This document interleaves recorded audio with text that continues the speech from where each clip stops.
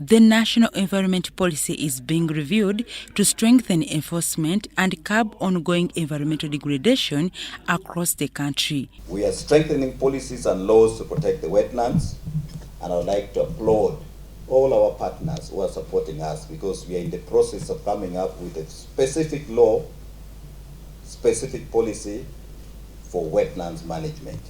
The Commissioner for Wetlands Management, David Okurut, noted that climate change, hazardous chemical management, and biodiversity offsets are among the emerging issues that require updated policy interventions. For example, now, the issues to do with the peatlands.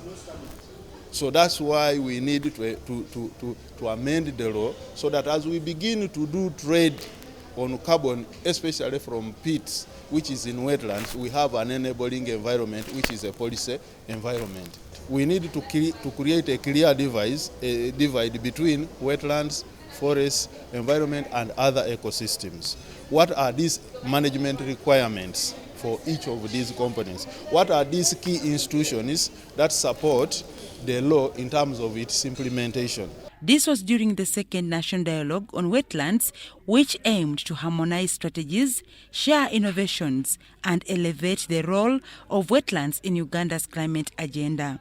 Between 2021 and 2030 is the year of ecosystems restoration. Every Ugandan, the media, the academia, the business community, the NGO, government, and everyone are being called to act, to restore, to manage wetlands. The dialogue brought together development partners, policymakers, researchers, civil society organizations, and community representatives who used the platform to reflect on the outcomes of COP15 on wetlands, related them to Uganda's environmental and climate context, and galvanized national efforts ahead of COP30 in Brazil. Now we're trying to see insights, what came out from that conference.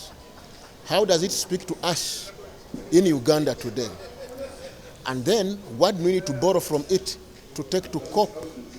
And that's why we had to call a number of actors, all stakeholders, from ministry, the private sector, and other development partners that I work with, to bring our minds together on what we want government to come with to COP 30 in relation to wetlands in the country.